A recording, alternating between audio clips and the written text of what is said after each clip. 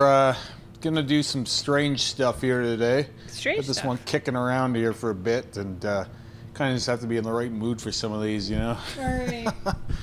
Let me start with the waffle. Yeah, I think there's a few in here, but So it says, "Hi, Remy, huge fan of the show. Just watched the About Bear. He was one of the body modification that's, inspirations." Bear Belmares. Remember Okay. that one? And I heard the part where Sarah said she hadn't seen anyone get the lobes attached where they could still stretch back up. Actually had my ear rip and got it attached by Tony Snow in Las Vegas. I was at my biggest at 35 millimeters and downsized to 30 millimeters because thinning, and it ripped right at 30 millimeters. I did get it sewn up to a fairly small size. I am currently stretching back up. I'm about a year and a half back into stretching back to 16 millimeters. You definitely do not need to put this in a video. I just wanted you guys to see what it looks like. Well, we put it in a video. Well, we're gonna put it in the video. Sure, Obviously, cool. it's possible to stretch up again, but it is a significantly slower process, and the chances of me getting back up to 35 millimeters is slim to none unless I remove cartilage, part of my lobe. Yeah. I'm not going to do that, but it's part of the journey. I put some pictures starting at 30 millimeters when it got reattached, and I was able to comfortably fit an 8 millimeter in. Thanks, guys, and I hope you guys have a good one. So I've known people who have gone and restretched their ears from them being sewn shut, but I've never seen someone stretch it when it's just sewn back together. Like, I've seen it done from sewn completely shut. They were able to stretch up. That would be actually harder. Yeah. Because, like, when you close the hole all together, the whole ear forms back together, and that tissue is going to be tough. Yep. Like, it's going to be thick. I've seen people stretch from that, but I wasn't sure if you could stretch when you, like, sew it back together and then you still have a hole. So this first picture is where they are now? Is that what they were saying? Where's the... Back. Okay, so the first, they've got, starting at 30... yeah, so then that would be that. Oh, yeah, we Here just we have have it a split backwards. No, this is all fair. Okay. Makes sense. So you see the picture of the split. That's a pretty nasty split. It is, but I've seen far worse. I've seen some more dangle than that, I for actually sure. recently seen one. We'll have it on here eventually, so I'm not going to talk about it too much, but it was like a split, and they pierced the two splits with like a straight bar, and it was bad enough that they could fit a tunnel in there that was bigger than... Interesting. Yeah, so like they have a bar going through the bottom of each side of Like the holding split, it together, and holding then they it have a together, tunnel and in where the tunnel should be. over top of both beads. Interesting. Yeah, it looks kind of cool, but I bet you it does. can't imagine it being super comfortable. Is that our leftover lobe? That's Yeah, cool. I would imagine so. Nice that you kept it. Yeah, it's this little jar of bits. Yeah. Yeah, and it's a nice little keepsake. I've seen people, they tend to do these things whenever they do removals too. Like, I've seen people like keep their ear and nose like removals Yeah. that they'll do. Oh, I Like a would. souvenir. I kept my wisdom teeth, but that's more normal. I would hope that the jar here would contain the smell that would certainly come after a while. Of Oh, yeah, rotting flesh. But like the smell has to go away eventually too, you would imagine, right? I don't even know. It looks like a pretty good sealed little jar, though, but... yeah, I mean, like, it looks like they did a really good job Oh yeah. of sewing it back together. Like, so here's the thing, like with a small-ish amount of your skin splits, and generally when you have very, very stretched lobes, that tissue is really thin. So the damage is actually less than you might think. And this the way that they've done it, looks a lot more solid than the skin that split would have. Well, You've it's got seen, that like- scar tissue now reinforcing it. Like, it will have scar tissue Yeah, but reinforcing like, it. it's like, this is way more dense than the skin that ripped, right? Like whenever I've had a migration and my many weird small holes that Yeah, have they're gone, little nip-nars. like that skin is super thin when that happens. So like you probably don't even feel it. Like I was eating a chicken strip when one of them just kind of bloop. Yeah, it just And popped like out. people would assume that'd be super painful. But when something like that happens, unless it happened through like a violent tear or someone rips it or something. It's Yeah, like you snagged get on. in a fight and they Yeah. fish hook it out. I had an eyebrow piercing ripped know out they once. did. But anyway, usually when that happens and it just snaps, there's like no pain at all, and there's very little trauma because the skin has been healing itself out, right? So it's not really usually that.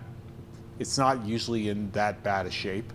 So this skin actually looks pretty healthy for the most part. Yeah, I because think it's so. been sort of repairing itself in a way as it goes. Usually, if it's migrating or ejecting slowly, it's very uncommon for that to be the case with a lobe, though. So I would be curious to know like exactly why. If they Yeah, how did you lose it? Like, was it you stretched it too thin and it snapped? That happens sometimes. yeah.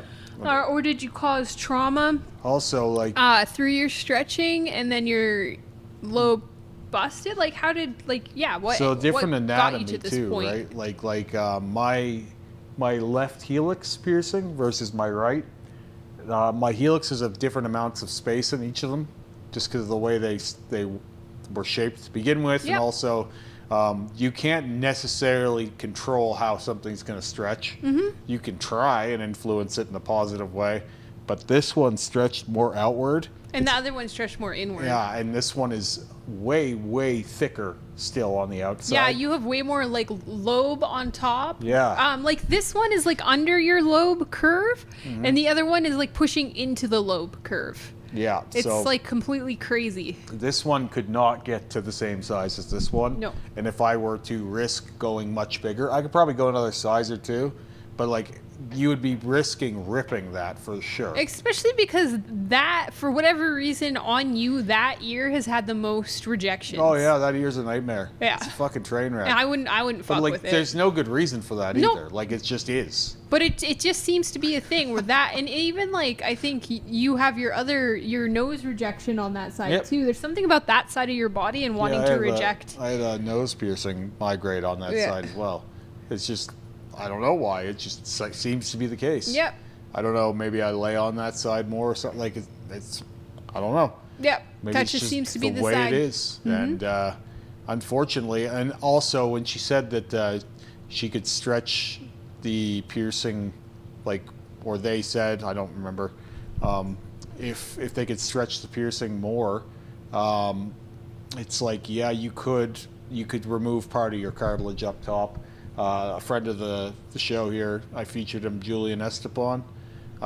He cut into the top of his lobe so that he could stretch that. Yeah, so it stretches up instead of Stretches up down. more. It sits more up than down. Yeah. And it's a viable option if you want to go that way. Yeah, I would think that's what they do when they scalpel your ear too, right? Instead of scalpeling down, they You probably would scalpel always up. go up. And same thing, like most good piercers, when they pierce, say, your lip or something like this, they'll pierce it in a way that in case you ever do want to stretch it, there's surface space. And even though most people don't think they ever will, it's responsible to do things in a way that if you stretch something, the anatomy will kind of work with it. I got so much space in my septum I could stretch it. Yeah. That would be freaking nasty. All right, so the next one, nasty pain, not nasty looking. I like the stretched septum. This next one says, "Hey Remy, with my brother Dave's permission, I've attached an update on his tiger face. He also got his entire mouth extracted and gold ones put in. Amazing. Thought you'd appreciate that as someone into mods. Teeth are definitely mods. Have a good one. Let's have a Yeah, look. so remember we seen the start of this, and I was like, holy shit, that nose is going to be tough to saturate. Yeah. It's like, I wasn't wrong, by the way. That Yeah. They got it pretty good in there. I kind Let's of get a like close-up how of the they nose. because when we first saw it, he didn't have the rest of the stuff on his face yet. No, it was he just had- the tiger. He had done the tiger. Yeah, I like how this is continued.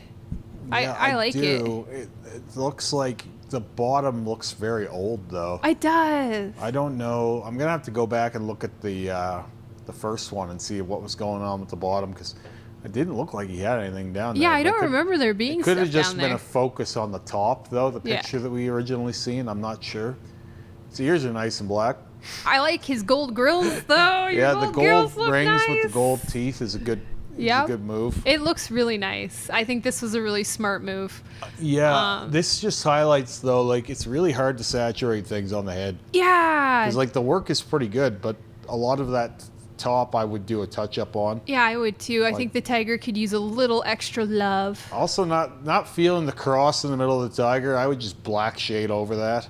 I don't know what kind of attachment he has to it, but it kind of takes away from the theme a little bit. Yeah, I really I'm really digging that green that's in the midsection of your face, vibing next to the orange. I really like that color combo. Well, it clears things up, right? Yeah. Like it gives this, like if you had just left that negative, then all of that orange would have been closer to his skin tone. It would have been hard to see. Well, his skin tone, from what I can see, it like hits red. Like he's got a red skin tone generally. Yeah. Like if you look at what you can see of his like skin poking out here, he's a red guy. Like he's just got a red skin tone. So Dude likes tigers. Like he's got a tiger sleeve happening there too.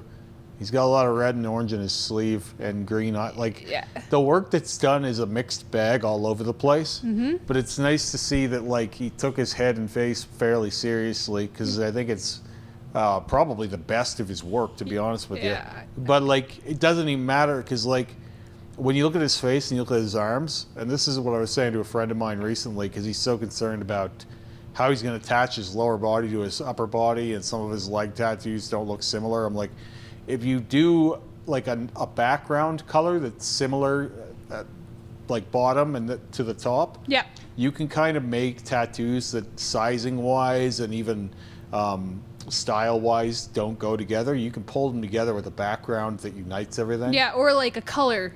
Yeah. A thematic color. They could be completely different styles as long as you have your thematic color. Yeah. Like since he has so many reds, oranges, and that green, which is popping everywhere, and like those harsh blacks, I think like thematically his tattoos have like a really similar tone, and they could be completely different styles and stuff, and it would still work. Also, like I want to say I like this more than most of what I see for full face tattoos, because like I think if you're gonna do a full face tattoo, you should try and get the things that you like in there, and like get your personality in there, because like you're wiping out a lot of your like human identifiers. So at least if you put some of the things that you're interested in and things that you find are akin to your personality into this, it does retain some of that humanity, I think, rather than just a lot of these full face blackouts or like monster faces that I'm seeing lately. It's you're kind of wiping out some of the humanity in there. This guy still looks like a pretty down-to-earth, kind of pleasant human. Right. Like you could meet this guy out at a barbecue and you're just like shooting the shit. Like I don't know why it's so different, but there's some of his character comes through still. And I think if you were to tattoo his eyes, maybe that changes a little bit. So I don't know if that's in the planning or not, or if he's finished. Or I like this look overall, though. It's pretty cool. Me too.